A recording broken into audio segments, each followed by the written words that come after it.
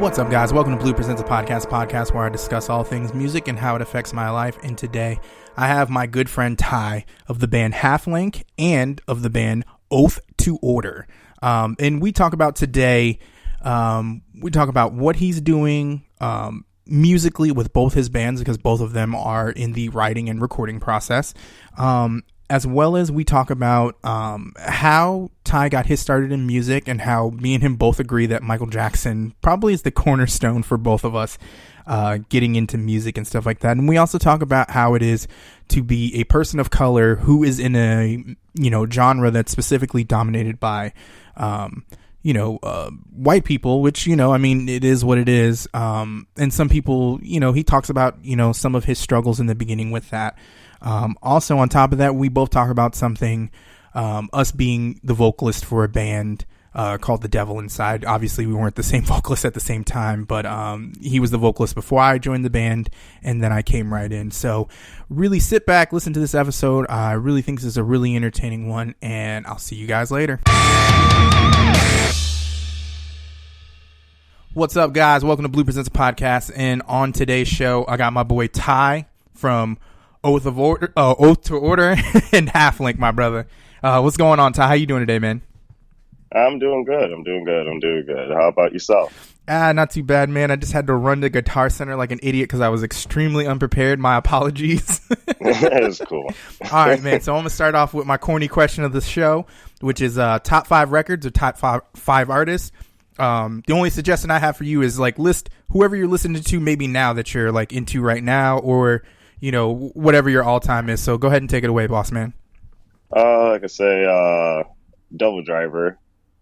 Mostly I'm a huge fan of Dez. I can say Wayne Static is another one. Rob Flynn from Machine Head. That's another dude who I'm a huge fan of. On top of this, Jonathan Davis, and then who I'm currently listening to a lot lately is listening to Bill Murray. Is actually he's really? Yeah, I know. I don't mean to laugh at you, but yeah, go ahead with it. No.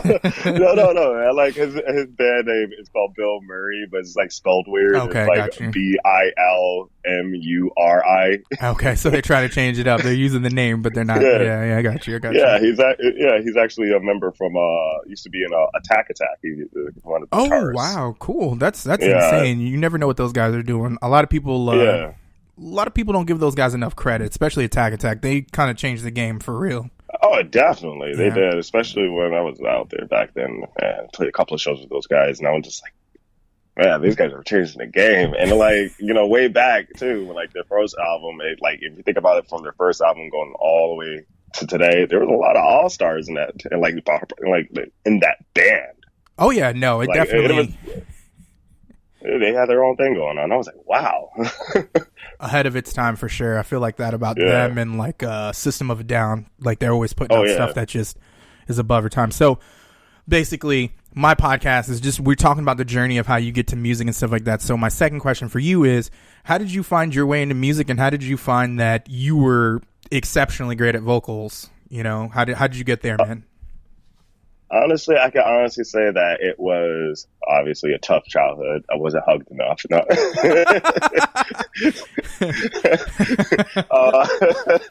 This is terrible. Everybody's going to be sitting there thinking yo, I felt that. No. Honestly, it came from, I really don't really tell people, but it honestly came from Micheal Jackson. When I was younger, it was straight up when I was 5. Yeah, I'm laughing because I'm so right there with you. It's not even funny. Go ahead, man. I'm came sorry. From Micheal Jackson. Exactly. No, I'm happy that other people relate with that. Exactly. It came from Micheal Jackson. I'm listening to Micheal Jackson, and I was just okay, this is awesome. I want to sing like him. I want to do his moves and stuff like that. And then I started learning how to sing, which kind of stunned the whole family when they heard me at around 6 or 7, started singing, and they're like, what? Exactly. After that, it was, I kept listening to different music and stuff like that. And I just I want something heavier. And then I kept listening to it. I kept trying to find something heavier. And then one day I was in high school, and these goth kids come up to me, and because I remember listening to Linkin Park when In the End just first came out. Yeah. And I remember singing it, and I remember doing some of the screams, and I was in the bathroom, and I was peeing. And the goth kids come in, and I didn't even know they were even in the bathroom. Yeah. Like, they go ahead, but they usually go in the bathroom and smoke cigarettes. Yeah. So, ironic. And so they come into the bathroom, and I'm singing, and they're listening, and I didn't even hear them come in the bathroom, and they just listening to me, and then I start screaming, and they bombard me at the stall, and I'm like freaking out because all these people are like, "Oh my god, you could scream! Oh my god, you got to join our band!" And I'm like, "Whoa!" Like, what's going on here? Yeah. That's so cool. yeah. So they just kidnapped me and forced me to be their vocalist when I was a kid. So I was like, so I mean, hands down and everything. No, that's crazy because I remember, I was trying to make it as a bass player for the longest time. And I was trash. I was so trash. It wasn't even funny. I could probably keep a bass line. Some people could probably show me some shit and I could like copy along. But for the most part, I was trash, like as a bass player. And it wasn't until a roommate of mine when I was in Job Corps, that heard me sing and was just like, "Hey man, you want to come try out as my band?" With my band. And originally he wanted me to actually play bass, but what ended up happening was like I showed up to the practice and they were like, "Yeah, our vocalist just quit and I know you can sing, so you're gonna play vocals. You're gonna do vocals, this kid's gonna play bass, he's gonna play guitar, and we're just gonna be a 4-piece." And that just kind of that's just how it started, man. There. Yeah, it's crazy from there. But so to kind of keep things moving, and I feel like this is a question like specifically like me and you kind of have this where how do you relate to the music you grew up on? You know, you saying you're into Micheal Jackson and stuff like that. And then on top of that, being a person of color in a genre of music that's predominantly white. You know what I'm saying? Like there's a lot of, vocalists who are white. I mean, obviously we're getting more representation for colored vocalists, Adam from Oceano. You got Howard from Killswitch Engage, Alexis Brown from Strayline Stitch. You know what I'm saying? We're starting to see more people of color. But for you personally, how do you relate to the music you grew up on, it being different, and then getting into metal and then being in this kind of genre of metal? Honestly, when I was young, I first started doing this, to where I started playing a lot more shows and things like that, it was awkward because it was just like a lot of people would always stare at me or just look at me, and I always got he must be a rodeo or a roadie or something, or he must be helping them, he must be a friend of the family, must be loading up equipment there. Yeah, because they see me helping them. And then what was it? It was different. I didn't get no hate for it. I got a lot of questions, people coming up to me and they're like, how do you use it? Like, wow, I didn't even see a lot of black people come in here and start doing this. Like, I even know black people even do this and stuff like that, or they scream. And I'm just like, and I don't get angry about it. I try to correct them a little bit. I was like, how the way you're talking makes me sound like I'm a subspecies or something. And they sat there and think about it like, oh man, I didn't mean anything about it. And I'm just like, it's almost like it's a borderline disrespect in a way, and then they're like, "Oh, wait a minute, I didn't mean it like that. It's not how I meant it." Yeah, I get what they're probably trying to come from. They always thought that listen to rap and stuff like that. Mm-hmm. I do listen to rap. Me too. Listen to hip hop. Yeah. So I do listen to R&B. I listen to a lot of acoustic and stuff like that, or R&B around there, things like that, because I feel like there's a lot more soul into it. But where how I feel about it, it's just I think it's getting better. It's gotten way better from where it was before. People don't really question it. I can walk through places, and not even been walking through, but it's just you can walk through places without people even batting an eye at you, and just mind their own. Because I've been seeing at shows a lot more other black people in there, and way back, I don't remember. I remember it just being like a dot on a piece of paper. Yeah, man. And I stuck out. Yeah, it's crazy to me. I think that we are getting better representation.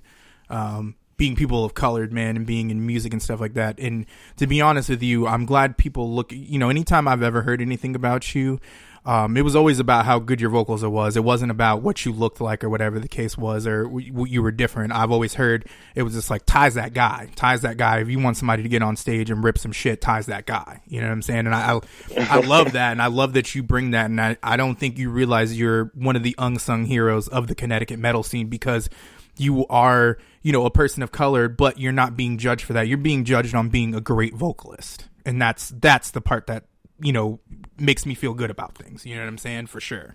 Yeah, I was saying, even yourself, man. Don't even cut yourself short on that one. I Exactly. always like that. I was like, yo, that's what I do right there.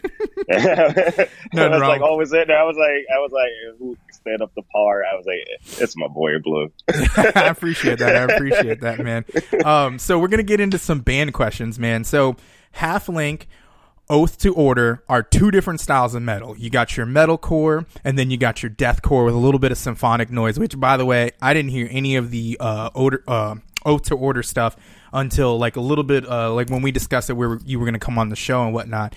And I was just like, wow, I'm highly impressed and thoroughly blown away. Now, I know you are just coming on as their new vocalist, the old vocalist Wyatt, who, was pretty impressive. Wyatt. But I know you're about to bring your own style, you're about to bring your own stilo to it. And the other thing too is cool is it's also going to utilize your singing voice too, because I didn't know they sang. I've heard a couple songs and stuff like that, and it was just mainly like deathcore sounding. But which style do you prefer? Do you enjoy the sound of Halflink, or do you find a medium where like both of them fit who Ty is as a person? I honestly think both of it does. It's just more of, Halflink, I love how the way we come up with music. I think it's more experimental, to where they're metalcore, but they experiment out of it. So they're just like, there's no limit. You know, like they can go ahead and like go to post-hardcore to deathcore to, anything they wanted. I could say Oath to Order, they're more of a guys who are looking forward, and they're focused, and how the way they are, I love their music. It's just like, it's deathcore, and then it's just symphonic to, this orchestra type of thing. It just like, that was another type of music that I loved. Now I got a question for you though. So I noticed they rock the mask. Are we getting a Ty mask? What's going on, man? We getting a mask? We're actually talks about it. We're talking about that one that I was trying to figure out. There was one that I actually did look at. That one was pretty cool. I think it came from I got the idea from, I think, Behemoth at the time, or I think the idea came from them, and I think there's no face paint, nothing like that. It's just something different. You know what I think would be cool is like a little Fan of the Opera deal. That'd be kind of badass. A little half mask going on there. That'd be kind of cool. Yeah, that's an idea right there. If you want to check that out, shit. Yeah, that'd be kind of cool. They were talking about it. We were trying to figure it out. We were trying to change up the masses a little bit and try to, go about it and try to figure out what we can do.